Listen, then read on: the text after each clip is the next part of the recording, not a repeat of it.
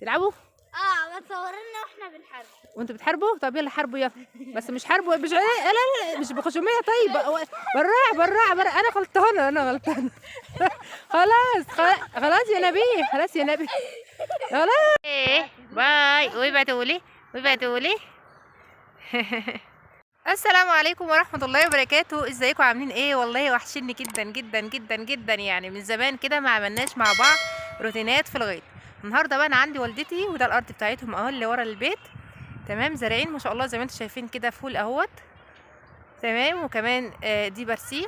يعني اظن ان احنا كلنا عارفين البرسيم، اللي ما يعرفش البرسيم ده نبات بياكلوه للحيوان. تمام، تعالوا بقى نشوف مع بعض نبات الفول. بسم الله ما شاء الله، الله اكبر. يعني بجد كده، يعني الحاجة اللي بتكون مزروعة في الأرض وبتطلع ثمار كده زي ما انتم شايفين اهي، تبقى يعني الحاجة كده بتبقى جميلة بجد بجد، بيكون لها طعم تاني وشكل تاني وريحة تانية.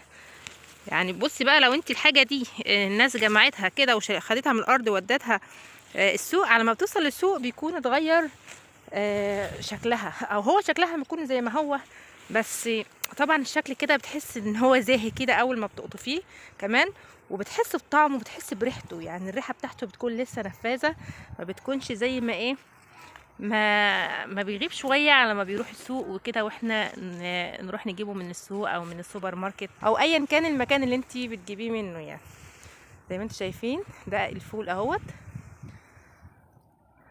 اوريكم بقى الاراضي اهي، ده نبات القمح. تعالوا بقى نروح الناحيه التانية. هعدي ازاي بقى؟ قولوا لي بقى ان انا اعدي ازاي انا كده. هوبا، 1 2 3 ده بقى ارض تانية، ده مش ارضهم، بس انا يعني ايه هوريكم بس النبات بتاع القمح. ده القمح اهو يا جماعه، ده نبات القمح. الناس اللي هي ما عندهاش ارض زراعيه وعايشه في المدن ما تعرفش شكل نبات القمح اصلا. ده شكل نبات القمح اهو.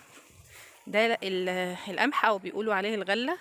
اي يعني شوفوا بقى انتوا بتسموه ايه في المنطقه اللي انت فيها او في البلد اللي انتوا فيه اهو. ده السنبله ما شاء الله، الله اكبر. ده السنبله بتاعت القمح.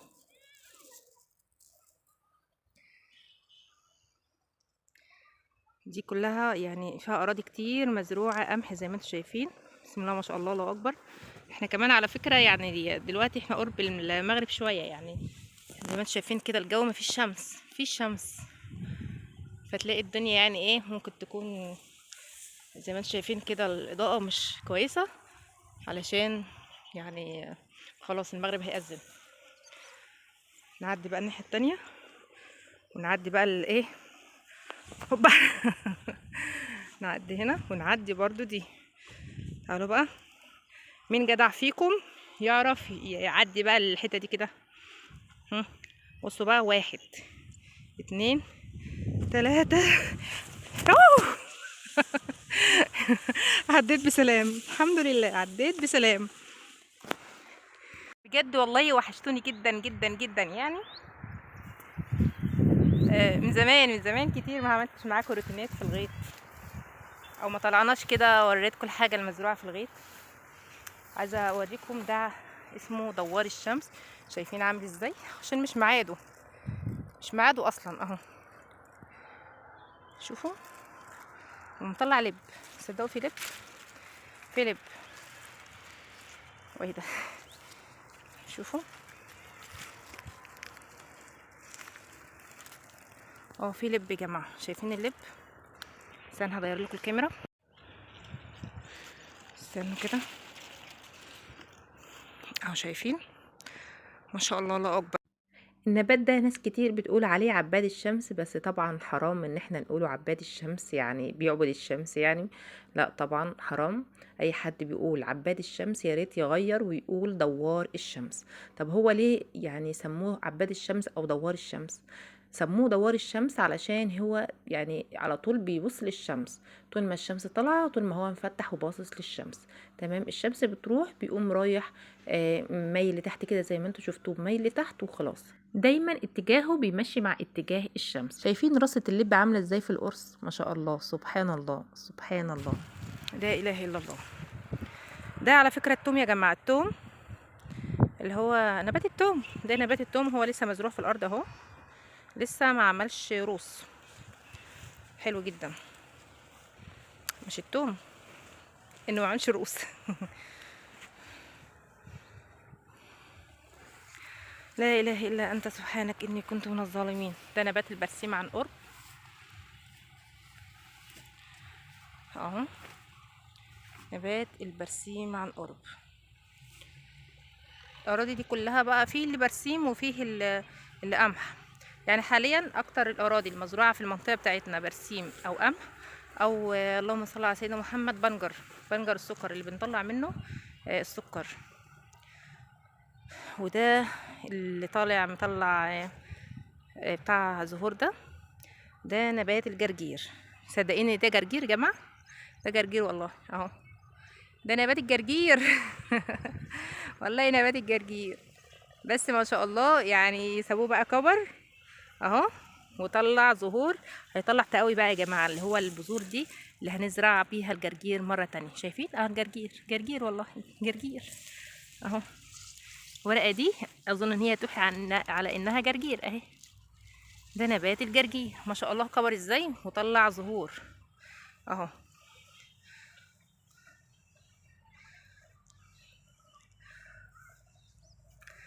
وطبعا مزروع دلوقتي برضو كرنب هنشوفه مع بعض. برسيم هنا البرسيم حشين منه، يعني حشين زي ما انتم شايفين كده اهو، ده كله محشوش اهو. وده اول البرسيم اللي هو محشوش تمام. بياكلوه بقى هي المواشي. لا اله الا انت سبحانك اني كنت من الظالمين. يا رب يا حي يا قيوم برحمتك استغيث، اصلح لي شأني كله ولا تكلني الى نفسي طرفة عين. شايفين يا جماعه احنا مش في ميعاد ذره، وما شاء الله يعني في هنا عود ذره اهو. الذره دي على فكره صيفي، ده كان مزروع من الذره القديم، من الذره القديم. عايزه اوريكم حاجه، ده ايه؟ اللي يعرف ده ايه يقول لي، اللي يعرف ده هو ايه يقول لي. ده ايه يا جماعه؟ قولوا كده، خمنوا في الكومنتات قبل ما اقول اهو. سهلها عليكم شويه اهو. لا صعبه صعبه يعني. اقول لكم بقى ده ايه؟ فزروا طيب، فزروا طيب. ده ايه؟ ده كان نبات ايه؟ ودي الجذور بتاعته ها، يعني مش الجذور، هي الثمره بتاعته او الجزء اللي بيتاكل. هقول لكم، في جزء بيتاكل منه تحت الارض وفي جزء تاني بيتاكل فوق الارض تمام. هم قطعوا الجزء اللي فوق الارض وسابوا اللي تحت الارض لما كبر بالشكل اللي انتوا شايفينه ده، او هم يعني قطعوا الجزء اللي فوق بعد ما كبر خالص وسابوا الجزء اللي تحت. طب انتوا عارفين هو ايه؟ هقول لكم تاني هو ايه. ده نبات الفجل. مصدقين ان ده فجل يا جماعه؟ مصدقين ولا مش مصدقين؟ ده نبات الفجل والله. سابوه لما كبر ازاي. ده نبات الفجل. كان نفسي اصوره لكم قبل ما يقطفوه من فوق عشان تشوفوه تصدقوا انه ده فجل، بس بقى يعني بقالي فتره كبيره ما جاتش عندهم بصراحه. فالحمد لله على كل شيء. اوريكم الكرنب، تعالوا ما اوريكم الكرنب اهو. تعالوا نشوفوا واحده كبيره شويه او واضحه شويه اهي. ده كرنب. لا اله الا انت سبحانك اني كنت من الظالمين. ده نبات الكرنب اهو يا جماعه. ما شاء الله ملفوفه 100 اهو. ده نبات الكرنب. يا الله لا اله الا الله اهو يا جماعه. الفجل اهو، لقيت جزء من اللي هو الايه الاوراق اللي فوق الارض. ده الفجل، ده الاوراق بتاعته اهو تمام. طبعا الجزء اللي انا وريته لكم كان اكبر اهو. في كمان تاني كتير اهو. يوه شايفين العملاقه دي؟ عملاقه بجد. كان فجل برضو اهو كمان اهو. مفيش احلى من انك تعملي كرنب في الشتاء، يعني يا جمال الكرنب في الشتاء بصراحه. يعني محشي الكرنب في الشتاء بيكون حاجه كده روعه. سيبكم انتوا من الكرنب بتاع الصيف، بيكون كده ميكونش حلو بصراحه زي كرنب الشتا. ده كرنب شتوي جميل جدا. الف هنا وشفا للي هياخده يقطعوه وياكله. خد لي بقى واحده انا مروحه. ما شاء الله، الله اكبر. شايفين الجمال؟ حاجه كده يعني تفتح النفس الواحد يعمل محشي.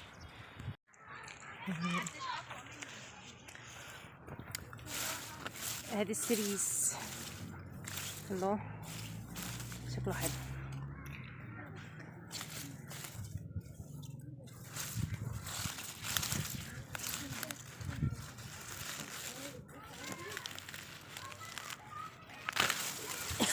يا لهوي، جيت اقطعها واحده. والله العظيم. الشعب المصري ده حصل النهارده عنده يوم عيد. الشعب المصري، الشعب المصري بتاعنا ده ما عشان انا هنا. بيفرحوا باحمد جو النهارده عشان وراه هديه.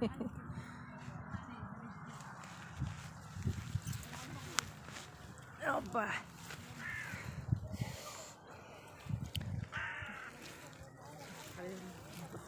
هذا كمان؟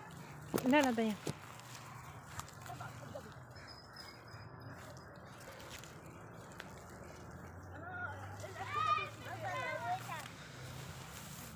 اهو يا جماعه ده السريس.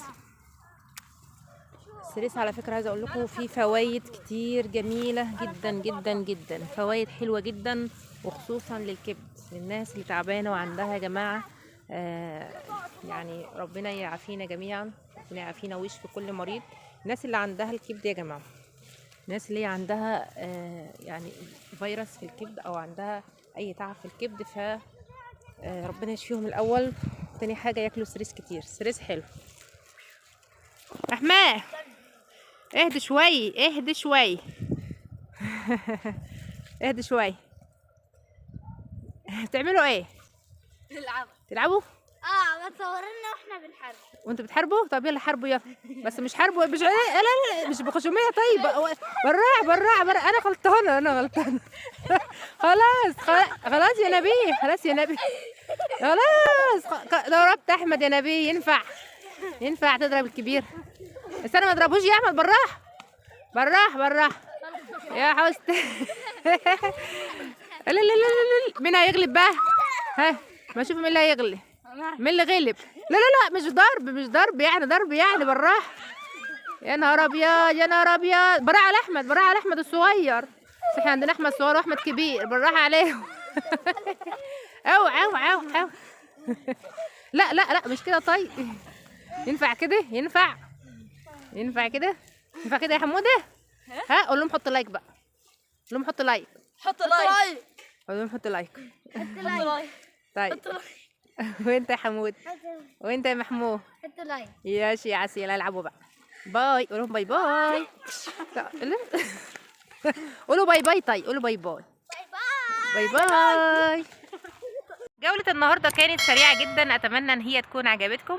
ما تنسوش بقى اللايك والاشتراك في القناة وتفضلوا معانا بيتنا اللي هناك ده. السلام عليكم.